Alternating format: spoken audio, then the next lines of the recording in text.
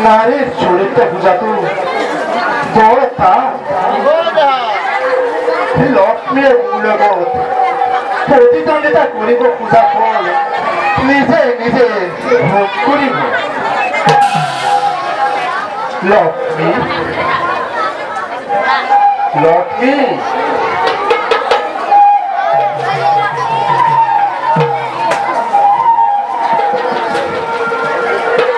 লক্ষ্মী কিহৰ প্ৰয়োজন হ'ল লক্ষ্মী তোমাৰ এনে অবিবেচ্য ঘৃণনীয় কাৰ্যই আমাক এই দেৱ সমাজত ঘৃণলৈ তুলি তুলিছে কাৰণ আমি জগত কৰ্তা ঈশ্বৰ আৰু তুমি জগতৰ মহালক্ষ্মী তুমি যদি আমাৰ কাৰ্যত প্ৰতিদ্বন্দ্বিতা কৰিব খোঁজা ইয়াৰ পৰিণাম কি হব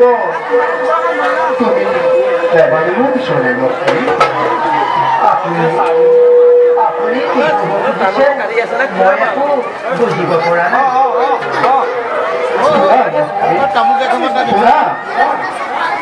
অলপ দিনৰ পাছতে এই পৃথিৱীত মহাকৰই সৃষ্টি হ'ব পানী পানী পানী পানী হ'ব কিন্তু তাৰ আগতে তুমি যি বিক্ৰম দৈত্য চদন কৰি আমাৰ সৈতে প্ৰতিদ্বন্দ্বিতা কৰিছা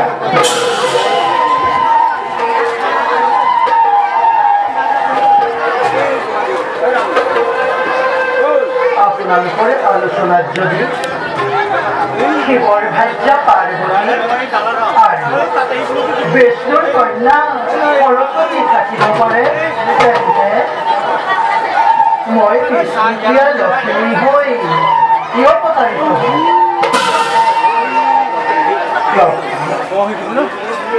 তোমাক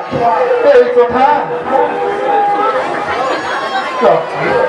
তোমাক এই কথা কোনে কোনে মোক কোনেও ক'ব নালাগে মই চব নিজে জানো বুজিছো বুজিছো দেৱৰথী নাৰদৰ কুচক্ৰান্তত পৰি তুমি এনে ঘৃণনীয় কামত লিপ্ত হোৱা লক্ষ্মী নিমাত কিয় লক্ষ্মী নিমাত কিয় প্ৰভু তুমি জানিব লাগিছিল যে সঁচাক মিছা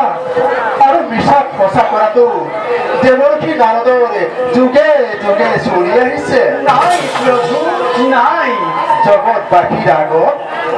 এই জগতবাসীৰ আগত নাৰদ দুটকীয়া বুলি জনাজাত লক্ষ্মী নাৰদ এজনী জ্ঞানী মানি ঋষি নহয় লক্ষ্মী নহয় ইমান কেতিয়াও তেওঁ মিছাৰ আশ্ৰয় নলয় লক্ষ্মী আপোনালোকৰ আলোচনাত শিৱৰ ভাৰ্যা পাৰ্বতী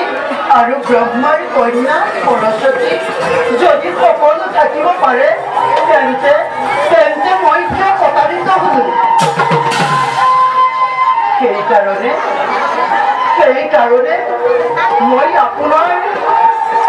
পক্ষে প্ৰতিদ্বন্দ্বী হিচাপে থিয় দিছো লক্ষ্মী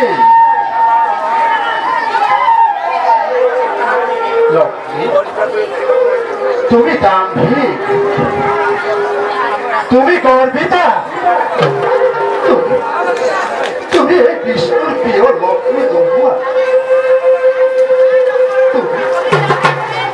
তুমি কোন জানা লক্ষ্মী তুমি কোন জানা লক্ষ্মী তুমি তুমি কোনোবা জাননি ইয়াৰ পৰিণাম কি হ'ব পাৰে তুমি এবাৰো ভাবি নাছা পৰিণামলৈ ভয় কৰি লক্ষ্মীয়ে প্ৰতিদ্বন্দ্বী হিচাপে থিয় দিয়া নাই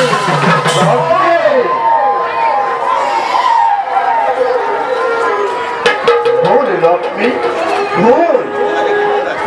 তুমি ভুল কথারে পরিচালিত মোলা লক্ষ্মী ইয়ার করি না এদিন অতি মর্মান্তিক হয়ে উঠিব লক্ষ্মী এদিন নহয় এদিন তুমি ভীষণ সংকটত পৰি হাহাকাৰ কৰি থাকিব লাগিব লক্ষ্মী সেইদিনা চাবা যে তোমাক উদ্ধাৰ কৰিবলৈ তোমাৰ ওচৰতে গৈয়ে থাকে লক্ষ্মী মই তোমাৰ লগত তৰ্ক নকৰো লক্ষ্মী তোমাৰ যুক্তি হেৰাই গৈছে মই আহিলো লক্ষ্মী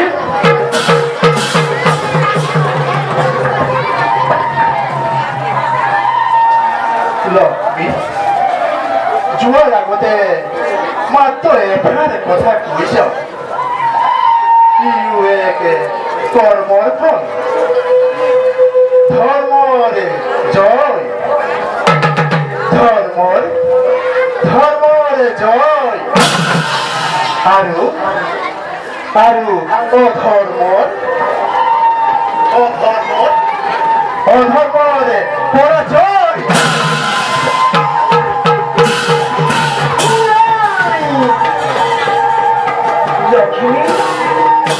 লক্ষ্মী অপৰা নহয় যে কাৰোবাৰ কাৰণে ভয় কৰি নিজৰ গতিপথ সলনি কৰি দিব নাই